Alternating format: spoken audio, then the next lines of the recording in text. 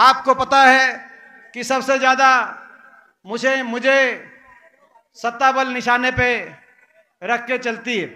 पिछली बार भी मैं निशाने पे था और लगातार मैं इस बार भी निशाने पे हूं। और इस लड़ाई में इनके पास बहुत कुछ है। इनके पास दिल्ली में भी सरकार है, चंडीगढ़ में भी सरकार है, इनके पास धन बल भी है, इनके पास सत्ता बल भी है, इनके पास मीडिया बल भी है, इनके पास सरकारी तंत्र बल भी है, इनके पास बहुत कुछ है। इनके पास छल और कपट बल भी है जो पिछली बार किया गया था। इस लड़ाई लड़ने में अगर मेरे पास कुछ है तो आपका आशीर्वाद है और आपका दिया हुआ हौसला है, जिसके आज आपने उस हौसले, आज वो हौसला देने का काम किया है। आज वो आशीर्वाद, आज वो आपने आशीर्वाद दिया है। मैं आपका बहुत बहुत धन्यवाद करता हूं। आज हरियाणा में बहुत सी बातें हुई। मैं बहुत लंबी बात ना करते हुए, जहां तक हरियाणा प्रदेश की बात, 2014 में सरकार बनी, बड़े बहुमत के साथ बीजेपी की सरकार बनी। 19 में भाजपा जजपा की सरकार हो गई। इस सरकार के 4 महीने बचे हैं सरकार के कार्यकाल के, चुनाव आचार संहिता लगने से पहले, क्योंकि बीच में 2 महीने का लोकसभा चुनाव आएगा। इनके 4 महीने बचे काम करने के प्रदेश सरकार के। पहले इनकी बात मैं करूं और फिर देश की सरकार की बात करूं। जहां तक इन सरकार 4 महीने जब बचे हों तो तराजू पे रख के तोलने का आपका समय आता है कि इन्होंने कैसा काम किया, विकास हमारे इलाके को और हमारे प्रदेश को विकास के मामले में आगे बढ़ाया कि नहीं बढ़ाया। प्रदेश में आपसी भाईचारा, अमन चैन शांति और खुशहाली प्रदेश में आई कि नहीं आई। और ये सरकार अहंकार में गई, अहंकार से चली, या ये सरकार विनम्रता और शराफत से चली, कितनी मेहनत करी, वो सारा तोल के आपको फैसला करने का समय है।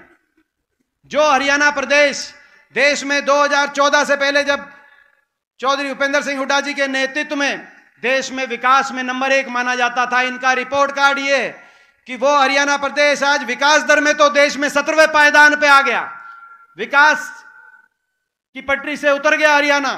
लेकिन देश में नंबर 1 अगर पहुंच गया तो आज बेरोजगारी में देश में नंबर 1 पहुंच गया। हर घर में एक नौजवान बेरोजगार, शिक्षित बेरोजगारों की फौज खड़ी हो गई हरियाणा में। आज ना तो निवेश हुआ, जो निवेश हुआ था, जो औद्योगिक क्षेत्र बन लगे थे, वो आपके हमारे समय, उसी समय औद्योगिक क्षेत्र हरियाणा में स्थापित किए गए थे। कहीं थर्मल के कारखाने आए, कहीं एमईटी आई, कहीं आईएमटी इंडस्ट्रियल मॉल टाउनशिप औद्योगिक क्षेत्र बने। उस समय के बाद एक भी कोई नया ना तो औद्योगिक क्षेत्र बना, ना कोई एक नई बड़ी इंडस्ट्री आई। ना बड़ी इंडस्ट्री भी उसी समय आई थी, चाहे पैनासोनिक की बात हो, चाहे योकोहामा की बात हो, चाहे एनटीपीसी की बात हो, चाहे जेके सीमेंट की बात हो, चाहे रिलायंस की बात हो, चाहे मारुति की बात हो, रोहतक के अंदर एशियन पेंट की बात हो। बड़ी इंडस्ट्री भी उसी समय आई थी। उसके बाद ना तो इंडस्ट्री आई, ना तो निजी क्षेत्र में उस रूप में रोजगार में वृद्धि हो पाई, और ना ही सरकारी क्षेत्र के अंदर रोजगार मिला। सरकारी क्षेत्र में तो 5 साल तक ये नौकरी निकालते नहीं, जो निकालते हैं वो भर्ती घोटालों की भेंट चढ़ जाती है। एचपीएससी एसएससी के दफ्तरों में करोड़ों रुपए की बरामदगियां इस सरकार में, 30 से ज्यादा पेपर लीक घोटाले। और इसके बावजूद अगर कोई लिस्ट निकल जाती है, निकली इन 5 साल में, और इससे पहले भी ये हमने देखा, तो उन लिस्ट में हरियाणा से ज्यादा हरियाणा के बाहर के नौजवानों का नंबर लगता है। हरियाणा में ऐसी सरकार है जिनके मुख्यमंत्री कहते हैं कि हरियाणा वाले कंधों से ऊपर कमजोर हैं और कंधे के नीचे मजबूत हैं, ये मुख्यमंत्री कहते हैं। और ये साबित करने के लिए ऐसा दिखाई देता है कि ऐसी लिस्ट निकलती है। एसडीओ की लिस्ट आई 2019 में, 80 में से 78 बाहर के, 2 हरियाणा के। एसडीओ इलेक्ट्रिकल की लिस्ट आई 2021 में, 99 में से 77 बाहर के, केवल 22 हरियाणा के। इस साल अभी असिस्टेंट प्रोफेसर की लिस्ट आई जिसमें 156 में से 103 बाहर के, केवल 53। एचसीएस की लिस्ट आई 36 बाहर के। अभी ब्लॉक पंचायत अफसर के 7 पोस्ट, पंचायत अफसर ने पंचायतों में काम करना, हरियाणा में काम करना है, लेकिन 7 की नियुक्ति आई जिनमें से 5 बाहर के, केवल 2 हरियाणा के बच्चों का अफसर मिला। 5 साल तक रोजगार मिलता नहीं। आखिरी साल में सीटी के धक्के खिला कर सीटी वालों को उनको कुछ दिया नहीं। आखिरी साल में राजनीतिक झुंझुने के रूप में ग्रुप सी और डी निकालते हैं। 2019 में भी यही किया, इस बार भी यही किया। यही कारण है देश में सबसे ज्यादा बेरोजगारी, और बेरोजगारी जहां होगी वहां नौजवान कहीं नशे की तरफ, देश में पहचान बदल दी हरियाणा की। जो हरियाणा दूध दही का खाना था, खेल खिलाड़ियों का हरियाणा था, आज वो हरियाणा नशे में नंबर 1 हो गया, बेरोजगारी में नंबर 1 हो गया। आज ऐसी स्थिति इस सरकार में इन्होंने बनाने का काम किया। बेरोजगारी में, महंगाई में, सबसे ज्यादा महंगी बिजली आज हमारी सरकार थी। आपको याद होगा, देश में सबसे सस्ती बिजली थी और 4 बिजली बनाने के कारखाने, थर्मल के कारखाने हरियाणा में, खानपुर में, झाड़ली में, यमुनानगर में, हिसार में, और एक परमाणु का कारखाना फतेहाबाद में लगने का काम हुआ था। 10 साल में खट्टर साहब ने एक नई बिजली का उत्पादन करने के लिए कोई नई यूनिट, कोई कारखाना लगाया नहीं। बिजली की खपत हरियाणा में बढ़ रही है और बिजली का जो समझौता, उसके टर्म्स बदलकर बड़े उद्योगपति समूहों से महंगी बिजली लेकर हरियाणा में देश में सबसे महंगी बिजली, आज सबसे महंगी बिजली, सबसे महंगा डीजल पेट्रोल, सबसे ज्यादा आज हरियाणा के अंदर महंगाई, ऐसी स्थिति आज हरियाणा में बना दी सरकार ने। मगर केवल बेरोजगारी और महंगाई नहीं, सबसे ज्यादा भ्रष्टाचार, खुली लूट हरियाणा में। आपको याद होगा 2019 में लोग इस सरकार को दोबारा नहीं बनाना चाहते थे, मगर लोकसभा का जब हम चुनाव हार गए थे, उसके बाद लोगों के मन में आई कि शायद बीजेपी की नीचे भी हवा हो। इन्होंने नारा दे दिया, बीजेपी ने, खट्टर साहब ने क्या नारा दिया था? 75 पार। कहा कि बीजेपी जाएगी 75 पार।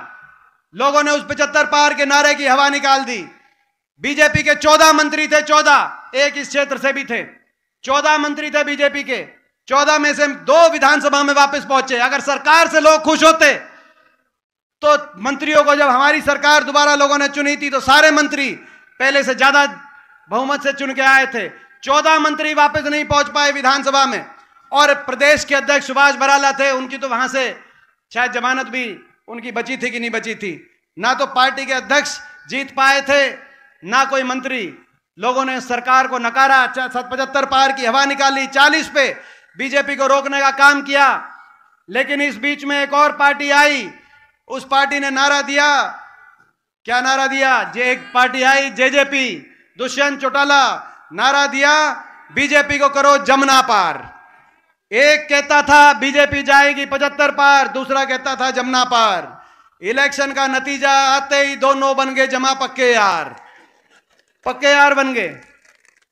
लोगों के साथ विश्वासघात कर दिया और कहा लोगों के बीच में कि हमारा समझौता हो गया, 5100 बुढ़ापा पेंशन मिलेगी, इस बात पे समझौता कर रहे हैं और बीजेपी को समर्थन दे रहे हैं। मैं पूछना चाहता हूं आपसे, आज जब 4 महीने बचे हैं इस प्रदेश सरकार के कार्यकाल के, वो 5100 पेंशन किसी की आई या नहीं आई? मैं आपसे पूछना चाहता हूं, प्रदेश के लोगों से पूछना चाहता हूं।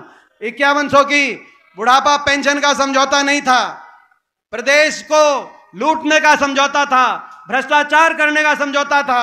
आज सबको पता है कौन किस महकमे से लूटने का काम कर रहा है, कौन बीजेपी का है, कौन जेजेपी का है। गुड़गांव में कौन लूट मचा रहा है, झज्जर में कौन लूट मचा रहा है, रोहतक में कौन लूट मचा रहा है, शराब के महकमे में कौन लूट रहा है, एक्साइज के महकमे में, माइनिंग के महकमे में कौन लूट रहा है। डबल इंजन से प्रदेश में भ्रष्टाचार करने का समझौता था।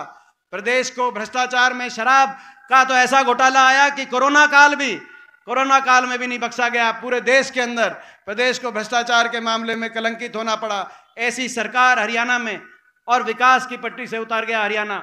लेकिन अगर ये कुछ ना भी करते, आज प्रदेश में कोई एक नया काम नहीं किया, 1 इंच मेट्रो आगे नहीं बढ़ाई। हमारे समय 4 शहरों को मेट्रो से जोड़ने का काम हुआ था, 1 इंच रेल की लाइन नहीं बिछी, एक थर्मल का कोई कारखाना नहीं आया, एक कोई नया अस्पताल नहीं बना, एक कोई नया विश्वविद्यालय नहीं बना, एक कोई नया औद्योगिक क्षेत्र प्रदेश के अंदर नहीं लगा, एक किसी गरीब को 100 गज का एक प्लॉट देने का, कोई राहत का या किसान का कोई काम इन्होंने किया नहीं। लेकिन ये काम नहीं भी करते तो भी हम काम चला लेते। लेकिन इन्होंने तो अन्याय किया, इन्होंने तो हर वर्ग को अपमानित किया, हर वर्ग का तिरस्कार किया। कोई ऐसा वर्ग नहीं जिसको ये सड़क पे ना लेके आए हो इन 5 साल में, और कोई ऐसा वर्ग नहीं जिसको अपमानित ना किया हो इन्होंने। किसान जब 3 कानून लेके आए तो किसान सड़क पे आया। 750 किसानों की, देश के इतिहास में यह लिखा जाएगा कि एक सरकार ऐसी भी थी, 750 किसानों के शव इन धरनों से वापिस आए। कौन सा वो वर्ग है जो 1 साल तक धरने पे बैठा रहा और एक के बाद एक चिताएं जलती रही, इन धरनों से सब वापस आते थे, लेकिन भारतीय जनता पार्टी के किसी एक नेता ने एक शब्द भी ये नहीं कहा कि इनकी बात नहीं मानते, लेकिन कम से कम सहानुभूति के 2 शब्द इनके लिए करते हैं। किसान की बात आई तो किसान को अपमानित किया, जवान की बात आई, ये जय जवान जय किसान का देश था। पक्की भर्ती होती थी हर साल, हरियाणा से 5,500 जवान जाके भर्ती होते थे। अग्निपथ योजना ले आए, 6 महीने की ट्रेनिंग, 6 महीने की छुट्टी, और उसके बाद 3 साल के बाद बिना पेंशन के घर वापस। 5,500 जहां पक्की भर्ती होती थी, वहां पर आज केवल 914 अग्निवीर लिए जा रहे हैं, जिसमें से 200 पक्के होंगे, बाकी घर वापस आ जाएंगे। जब बच्चे बाहर निकले कि पक्की भर्ती होनी चाहिए, तो बच्चों पे लाठियां बरसी। किसान की बात आई किसान पे, जवान की बात आई जवान पे, भर्ती घोटाले हुए, बच्चे बाहर निकले उन पे लाठियां, सरपंच अपने अधिकारों के लिए बाहर निकले उन पे लाठियां, आंगनवाड़ी और आशा वर्कर हमारी बहनें ये बाहर निकली। अभी हमें एक आंगनवाड़ी बहन मिली थी हमारी, कह रही थी कि हमारे साथ बहुत अन्याय हुआ है, उन पे लाठियां। गरीब आदमी जब मनरेगा के मजदूर अपनी दिहाड़ी बढ़वाने के लिए गए, उनका बजट 1/3 कर दिया, उन पे लाठियां बरसी। इस खट्टर सरकार में जब हमारे खिलाड़ी, हमारी बेटियां, जिन पे देश को गर्व था, जब ये दिल्ली उतरती थी मेडल लेकर ओलंपिक के, सारी बीजेपी सरकार उनके साथ फोटो खिंचवाने के लिए लाइन लगाकर फोटो खिंचवाती थी। जब उनके अपने न्याय की उन्होंने पुकार करी, जब उनके साथ अन्याय हुआ, वो केवल न्याय मांग रही थी, उनको दिल्ली की सड़कों पे घसीटा गया। जब इतना अन्याय हुआ, ये तो वो देश है जहां कुरुक्षेत्र में महाभारत की लड़ाई, अपनी बहन बेटी के सम्मान के लिए वो लड़ाई वहां पे भी हुई। हर वर्ग के साथ अन्याय, जब ऐसा अन्याय अगर हुआ तो मैं आपसे पूछता हूं, तो इस हर वर्ग के साथ खड़े होना का हमारा कर्तव्य था कि नहीं था, मैं आपसे पूछना चाहता हूं। और आज इनकी आंखों में मैं इसीलिए रड़कता हूं कि इन्होंने यहां से छल कपट करके, साम दाम दंड भेद का प्रयोग करके, सारी ताकत सरकारी मशीनरी का दुरुपयोग करके पिछली बार मुझे लोकसभा जाने से तो रोका, लेकिन मेरी ईमानदारी को और मेरे ईमान पे मैं एक दिन भी मैंने हार नहीं मानी।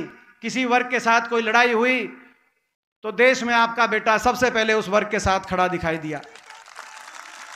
और यही कारण है, मैं पिछली बार तो मैं इनके निशाने पे था, अब तो मैं जाता हूं संसद में तो सारी बीजेपी के सांसद खुला बोलते हैं कि भाई पूरी देश की बीजेपी ने हमें फैसला कर लिया है, पूरी देश की ताकत झोंक देंगे, या तो तू झुक जा या जो है तेरे को पूरी देश की बीजेपी निशाने पे लेगी।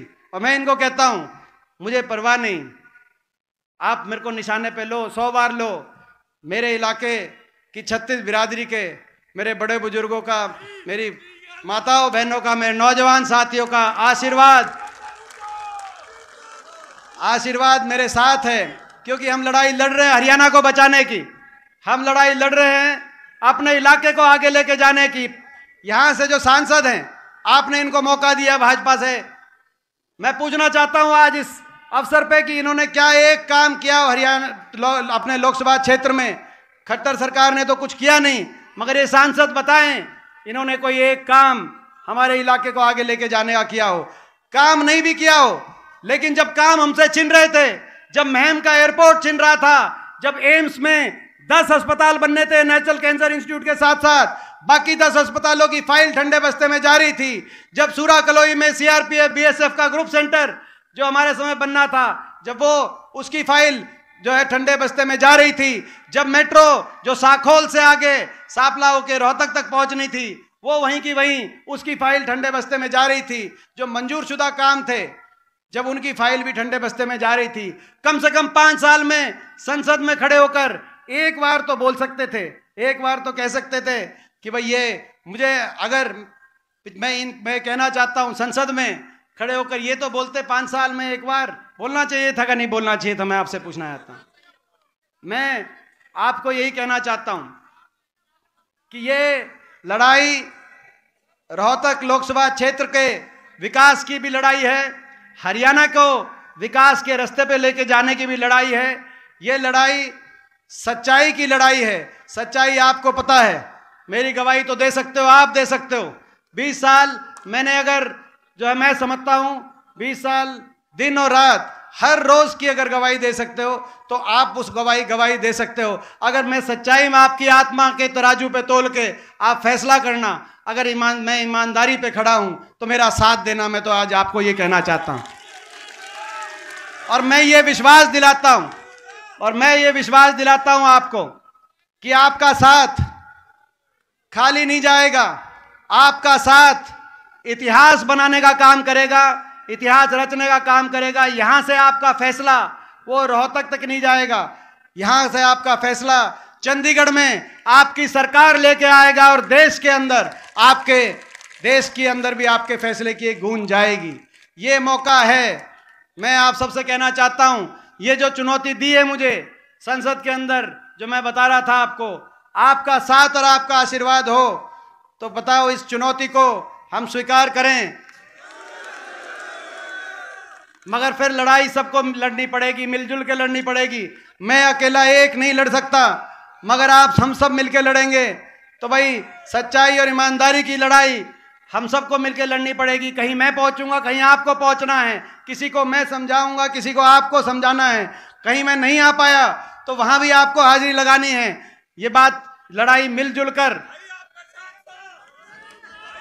और ये विश्वास दिलाते हैं ये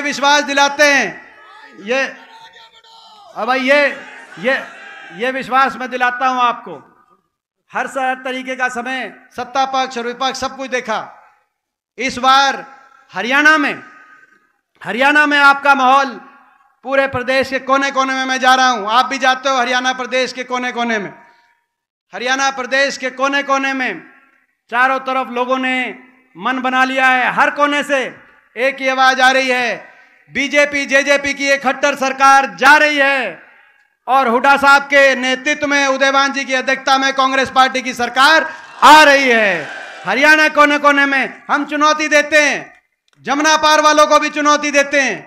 आपकी 10 सीट आई थी, 90 सीट है हरियाणा में। आप अपना सोच समझ के उम्मीदवार उतार देना, एक सीट से भी आपकी जमानत नहीं बचेगी। आज मैं इनको भी चुनौती देता हूं क्योंकि इन्होंने बड़ा विश्वासघात किया। लोग तैयार बैठे हैं, इनसे भी बदला लेंगे। तो भाई हरियाणा में आपकी सरकार बनेगी और हरियाणा में आपकी सरकार बनेगी तो बाकी तो हरियाणा में जो कार्य होंगे वो हुड्डा साहब, उदयवान जी आपके बीच में रखेंगे। लेकिन मैं विश्वास दिलाता हूं यहां से अवसर मिलेगा तो भाई, पहले भी मैंने अपनी तरफ से कोई कसर नहीं छोड़ी और इस बार कोई कसर अपने इस इलाके के लिए और पूरे प्रदेश के लिए मैं नहीं छोड़ूंगा।